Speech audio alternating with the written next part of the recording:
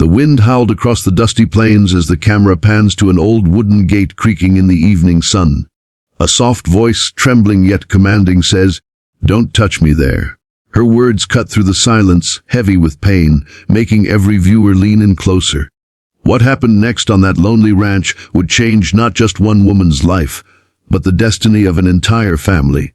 And if you stay with me to the very end, you'll see why this story deserves not just your tears, but your hand on the subscribe button, because more people need to hear stories like this. It all began with Clara, a young woman in her early 20s, who had carried more burdens in her short years than most ever would in a lifetime. She had fled from a cruel man who claimed to love her, but whose hands had left scars, inside and out. With nothing but a tattered shawl and a locket of her late mother, Clara found herself wandering into the outskirts of Wyoming territory, desperate for a place where the echoes of her past couldn't reach her. That's when she stumbled across Samuel Hart's ranch. Samuel was no ordinary rancher. He was a man molded by both tragedy and grit. Widowed young, he carried himself with quiet dignity, raising cattle by day and staring at the stars by night, haunted by the memory of a wife he couldn't save. His heart had been hardened by loneliness, but his eyes, deep and tired, still carried the faint light of kindness. When he found Clara collapsed near his corral, dusty and half-conscious, he knew he couldn't leave her to the wolves, literal or human. He carried her inside, laid her on the wooden bed his wife once slept in, and when she awoke, she recoiled at the sight of his hand reaching to comfort her.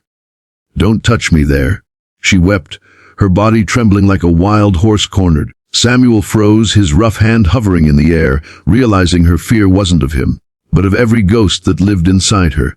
He lowered his hand slowly, knelt on the floor beside her, and said softly, "Then I won't, but you don't have to be afraid here. This house, this ranch, it's yours too, if you want it." Days turned to weeks, and Clara began to find fragments of peace.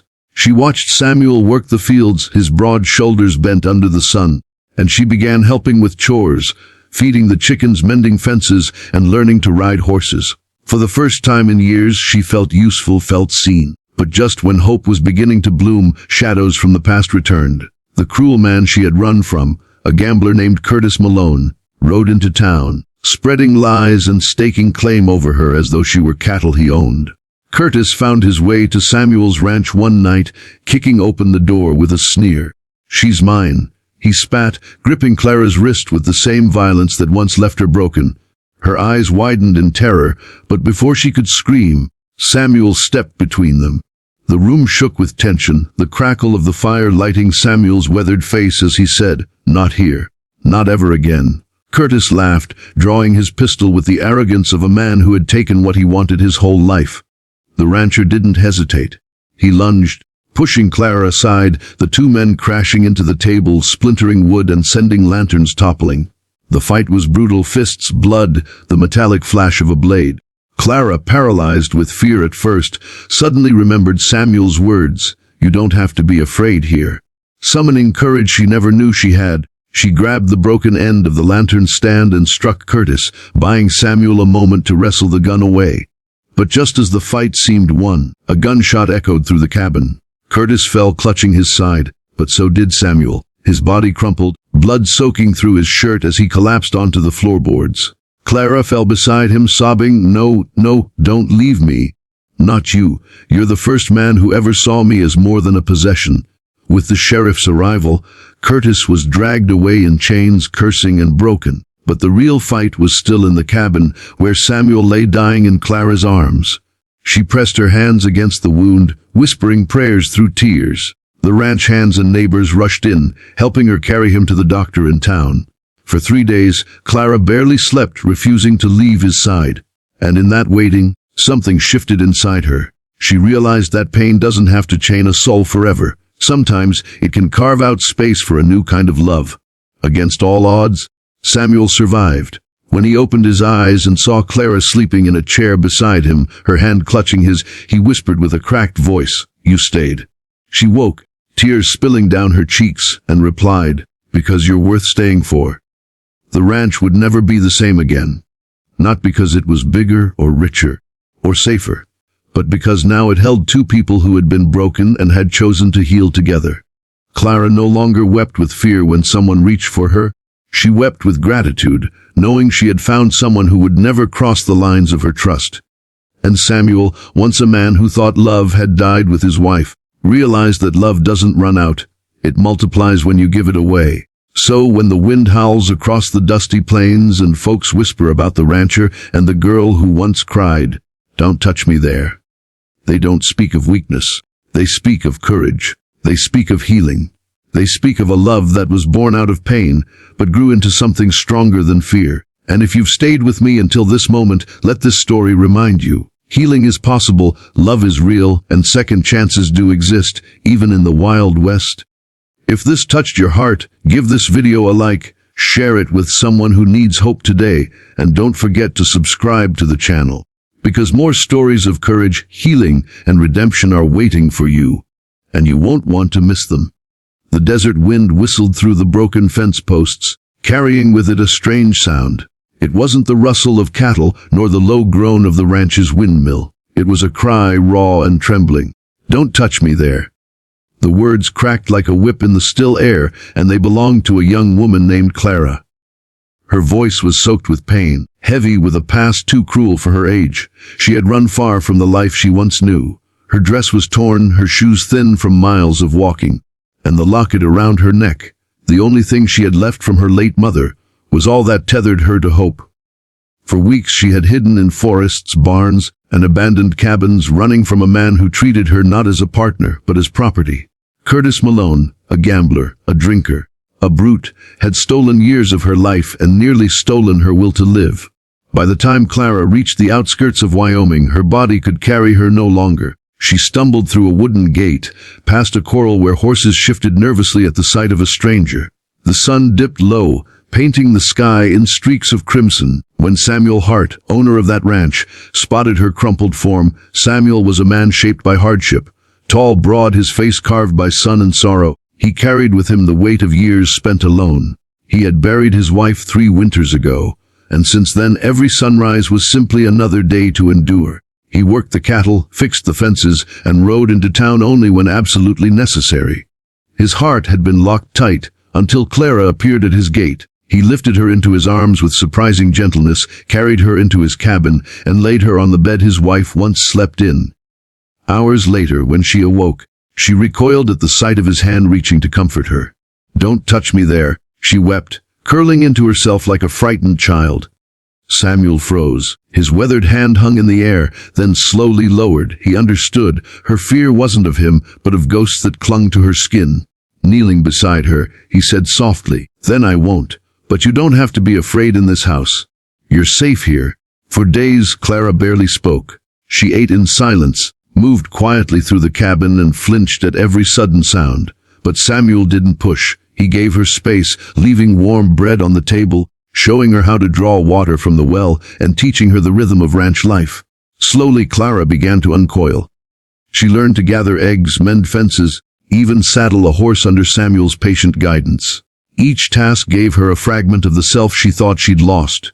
At night, she sometimes sat by the fire, her fingers on her mother's locket. Samuel, sitting across from her, never pried. He only shared small pieces of himself, the story of how he lost his wife, the nights he thought the loneliness would drown him. And in those quiet exchanges, Clara found something she had long forgotten: trust.